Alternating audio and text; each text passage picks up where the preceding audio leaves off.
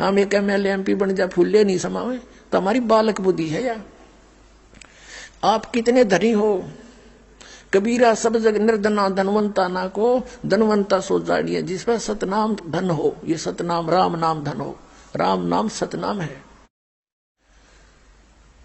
अब और 14 लोग चढ़ावे, 3 लोग पासेंग धरे रंग हो रही हो, और तो ना तुले तुलाया राम रंग हो रही हो। सतनाम की कीमत एक पालड़े में 1 श्वास की, श्वास की, और दूसरे पलड़े में 14 लोग, इंद्र का लोक, शिव का लोक, विष्णु का लोक, ब्रह्मा का लोक, दुर्गा का लोक, ब्रह्मलोक में बने हुए अन्य जो नकली सतलोक अलख लोक वो, और अन्य सभी 14 लोक।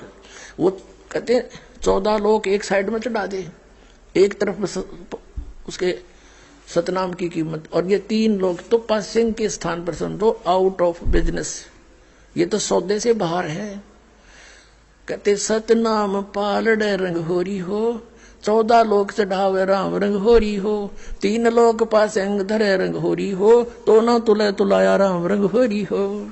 एक सांस के मंत्र की कितनी वैल्यू है जो आप एक बार ढंग से कर लोगे सतनाम के मंत्र की। अब जिसने 2 वर्ष 3 वर्ष 4 वर्ष 5 वर्ष भक्ति की, उनको सब सुख हो गए, कष्ट आवे को नहीं, क्योंकि तो सर्व सुखदायी परमात्मा सुख सागर है ये। अब उनका भूल पड़न लागी, अभिमान होने लग गया, यहाँ छोटी छोटी बातों पर अभिमानवश कोई 100 डिफेक्ट हमारे में निकालने लग जाते हैं। फिर उनको समझाया जाता है, क्योंकि दास एक टीचर है, तुम स्टूडेंट हो, आपको दास कभी प्यार भी देगा, गलती करोगे तो धमकाओ भी गा, भाई खबरदार ऐसा कर दिया, इतना जाने की आवश्यकता नहीं है, क्यों अपना क्रम बिगाड़ रहे। तो उन क्योंकि वो सुख हो गया बीता, वो छोटी मोटी बातों में अपने आप निकल जाते यहाँ से। और अब वो क्या कहते हैं कि हम तो अब भी सुखी है, हम तो पहले भी सुखी थे, अब हमारा क्या बिगड़ गया। अब ये जैया उनकी हृदय में अज्ञान ना होता तो यहाँ से धक्के दिए तो बिना जमाने से, अगर इतना ज्ञान उनमें होता तो यहाँ से नहीं जा सकता। क्योंकि जो बच्चा अध्यापक उसको धमकाता है उसके हित में, और यदि वो बच्चा अध्यापक के धमकाने से, खुरकाने से, डांट लगाने से और स्कूल त्याग जाता है तो कितनी बुद्धिमता की उसने। अब यहाँ आप स्टूडेंट हो, विद्यार्थी हो, तो अध्यापक का कर्तव्य है इनको खुरका धमका के इनके भविष्य को देखते हुए इनको सुचारू करूं। और बच्चा जो डॉक्टर अपने टीचर की डांट भी खाता है और आगे फिर बढ़िया ठीक ढंग से उस त्रुटि को ठीक करके आता तो वो बच्चे सफल होते हैं, और जो छोड़ के भाग जाता है तो उसको अपना जीवन नाश करते हैं। अब उनको फिर पता चलेगा, वो कह रहे ना अब हमने कोई तकलीफ नहीं, हम सब ठाठ हैं यूं के यूं। अब वो 2-4 वर्ष की जो भक्ति उन्होंने सुचारू की थी, अब वो उसके गुड अकाउंट में है, अब वो नरे पाप कर रहा है। तो जब तक उसकी वह पूंजी रहेगी पुनों की भक्ति की, तब तक तो वो आग लगाओ, शराब पियो, बकवाद करो, भगवान ने भी याद ना करो, तो वो तो पूरी देगा काल उनको, काल के उसमें चले गए विधान में। और जब वो बैटरी डाउन होएगी इनकी, वो समाप्त हो जाए कुछ दिनों में, फिर रोएंगे। आज दास देख रहा है 6-6 वर्ष जो यहाँ से त्याग कर चले गए थे, अब 6 वर्ष के बाद किसी के जीभ में कैंसर, किसी के गले में कैंसर, अब आवे रोते हुए। अब ने पहले पता था इसकी कोई करड़ाई उठा कर ले गई यहाँ से भगवान को छोड़कर। कहते हैं द्वार धनी के पड़ा रहे, धक्के धनी के खावे, और 100 काल तक जोली पर द्वार छोड़ नहीं जावे। अब जैसे विद्यार्थी को टीचर उसी को खुरकाता धमकाता है, उसके भविष्य को देखते हुए, जो स्कूल विद्यालय में प्रवेश है उसके अंतर्गत आता है, वही बच्चा जो पहले गलती करता था, स्कूल त्याग गया और फिर बाहर बकवाद करता फिरता है, गधे पे बैठ के घूम रहा है बकवादों में, और टीचर पास से जा रहा है, वो नहीं रोकेगा उसको, चाहे बाहर में जाए तो अब टीचर से उसका लिंक नहीं रहा। तो बाहर गए हुए व्यक्ति ये सोचते हैं कि हम ठाठ से हैं, सारे गधे पे बैठे अंडे हैं, अब ना कोई हमें कुछ कहता, ना कोई तकलीफ होती। तो अब परमात्मा उनको नहीं कहेगा, क्योंकि परमात्मा के ऑपरेशन थिएटर माने केवल डॉक्टर का काम है। अब कोई कहता मैं तो नहीं कराता ऑपरेशन, चला जा, डॉक्टर को पता है कि 6 महीने मर लेगा, 6 महीने ज्यादा नहीं जिएगा, और वही होता है। तो पुण्यात्मा ये वो स्थान है, यहाँ पर आपने केवल एक उद्देश्य लेकर आना है कि हमारा कल्याण हो। तो अब जो प्रसंग चल रहा था कि आप जी यहाँ जो आते हो ये सोचकर आओ कि हमने मोक्ष कराना है, और मोक्ष के साथ साथ अब ये जो आपको अन्य दो सुख हैं वो तो फ्री में दिए जाएंगे, फ्री में, रूंगे में।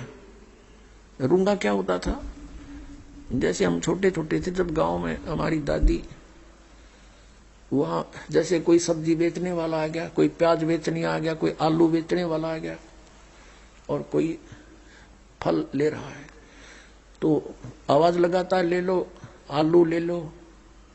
तो हमारी दादी जी पहले क्या करते थे, गेहूं चने होते थे, पैसा होता नहीं था, गेहूं या चने, किसान परिवार में जन्म था दास का, तो दादी भर के ले जाती एक बेला गेहूं का या चनों का, और वो पूछती भाई कित कैसे देगा इसको, वो कहता 2 चनों के 3 बार, चने एक तरफ डाल लेंगे पलड़े में और उधर से उसके इक्विवेलेंट 3 बार मैं उतने उतने आलू दूंगा। अच्छा, वो 3 बार तोल दिए आलू तो हो गया सौदा बराबर, वो तो लिया जो होना था। अब क्या क्या करती भाई, रूंगा दे, रूंगा के फ्री ऑफ कॉस्ट, वो 1 आलू दे देता, ले माई यू रूंगा लेना भाई और दे, वो 2 डाल देता ना, एक और ले छोटा दे देता, बुढ़िया राजी हो जाती। वो रूंगे उसने रूंगा क्या करते। अब कहने का भाव ये है कि वो जो रूंगा था ना वो तो सौदे में नहीं था, वैसे दिया उसने। तो यहां पर जो आपका हम सौदा करेंगे और जो आपको यहाँ संसारिक जो आवश्यकताएं हैं वो तो रूंगे में देंगे आपको, वो हमारा काम नहीं, वो तो आपको वैसे फ्री ऑफ कॉस्ट देंगे, वो तो अवश्य देंगे। जैसे आप ना कई बार कोई दुकानदारों के यहाँ जाते हो, शॉपकीपर के, और कोई सामान खरीदते हो तो वो उससे फिर कुछ ऐसा आइटम आप मांग लेते हो कि वो भी है कि आपके पास, वो कहता है वैसे तो हमारी ये दुकान नहीं है, फिर ग्राहक मांग लेते इसलिए ये रखा है, ले ये भी ले लो। तो यहाँ जो हमारे पास सौदा है, जो हमारी दुकान है, वो जन्म और मृत्यु के रोग का नाश करने वाली है और आपके आने वाले जीवन में जो कष्ट है उनका नाश करेगी। इस प्रारब्ध का भी, कर्म को भी परिवर्तन करेंगे परमात्मा। आप जी यहाँ कोई अन्य संसारिक सुख मांगते हो, ये भी हम रखते हैं, ये भी देने पड़ते हैं। ग्राहक यहीं आवे कि तो और ना चला जा, ये समझ लेना। अब इसका पूरा निष्कर्ष ये जानिए कि यहाँ आपको सर्व सुख मिलेंगे, लेकिन आप जी को कोई कष्ट भी रह रहा है तो ये समझना, उसके 2 कारण समझना। एक तो परमात्मा की इच्छा है कि ये दुख आप पर रखना अनिवार्य है, क्योंकि एक दूसरा कारण यह है कि जैसे डॉक्टर ने पहले वो ट्रीटमेंट करना, इसका जीवन रक्षा हो। पेट के दर्द की वो तो फिर देख लें, गोड्डे के दर्द न था फिर इलाज कर दूंगा। तो ऐसे समझ कर चलना इस मार्ग पर, क्योंकि आप पहली बार आए हो और 25 डिमांड है आपकी, आते रख देते हो, ये भी हो ये भी हो ये भी हो। अब धीरे धीरे रे मना, धीरे सब कुछ हो। माली सीते 100 घड़ा समय आए फल हो। एक आम का पौधा आप लगाते हो और उस पौधे में सिंचाई करते हो, 10-12 वर्ष में जाके 8-7 वर्ष में उसकी खूब सेवा करते हो, फिर वो बड़ा होता है। बड़ा होकर के फिर उसके फल लगेंगे और इतने फल लगेंगे आप भी खा लोगे, अचार भी डाल लोगे, पड़ोसियों को भी दे दोगे, रिश्तेदारों को भी भेज दोगे, तो भी ना खत्म हो तुमसे।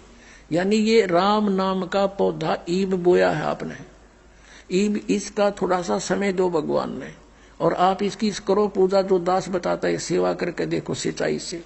धीरे धीरे इतना ऐसे बढ़ेंगे आपके संस्कार कि इतना सुख हो जाएगा।